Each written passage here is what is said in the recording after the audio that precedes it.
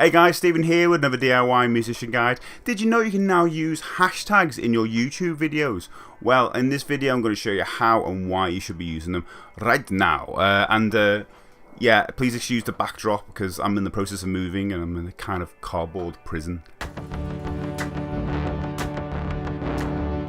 So if you've been watching any of my videos lately, you might have noticed some hashtags that have magically appeared just above the video title. This is a relatively new feature from YouTube, and they actually started appearing around July. So why should you use them? Well, the main reason really is that they're searchable. So if you click on one hashtag, you'll bring back popular and recently uploaded videos of that hashtag. As a musician, I think it's really important to differentiate yourself from others, as your online presence is basically an extension of your brand. So using your own unique hashtags for your own project, in my case Wide to Follow for example, will help keep all of your content, all your music videos for example, relevant to each other and help people find more music if they like your music. Let's go over how to use them. Okay, you can either add your hashtags to your title or description, but for me personally, I've been adding them to the description so I don't clutter up the video title. Only the first 3 will actually be displayed, so choose them wisely. For example, if I was adding hashtags for one of my Wired to Follow tracks, I might choose the first one to be Wired to Follow, obviously, which is the name of my project. Eliza66, which is the name of the track's release, and a hashtag for ambient music, which describes the genre. You can obviously pick what you want, but I think it's important to keep it relevant to your project. I also think if you pick something a little too generic like music, it's going to get quickly lost in the abundance of channels using that hashtag. So yeah, again, choose them wisely. Okay, now I'll show you how to add your hashtags to your video descriptions by default to save you a little bit of time. Okay, to set your hashtags to your video descriptions by default, we need to go into our Creator Studio on YouTube. There we go, just loading in.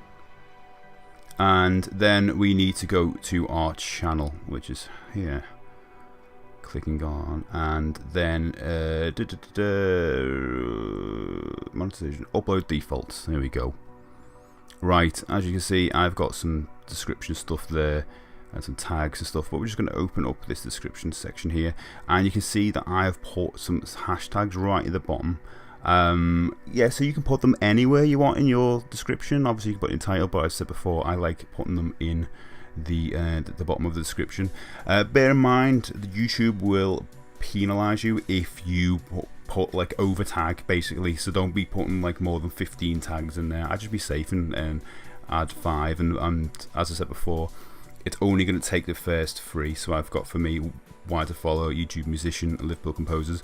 I'm going to be messing with this a lot more because I don't think YouTube Musician, Liverpool Composers, well, Liverpool Composers is relevant. YouTube Musician may be a little bit generic, so I'm going to mess with that, but Wide to Follow definitely is relevant to our project, obviously, and that is how you do that.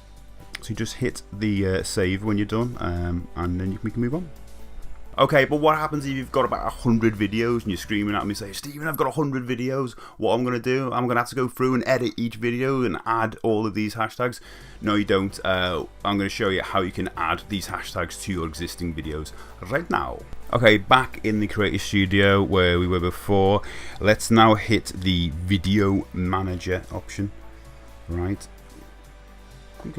See, and now we have access to all of our videos. We can actually apply this action to all of them, and I've done this before, so I'm not going to carry it out, but I'm going to show you how you do it. So first of all, click this and then this to select all of your videos, because it's only going to select some of them if you do that there. So now all of our videos are selected, and then we want to hit this option here, description.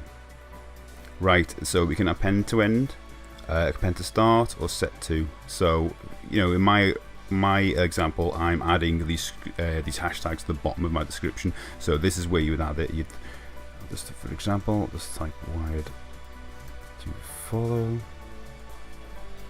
and then hashtag 2, which is Eliza 66 or something, and then ambient music.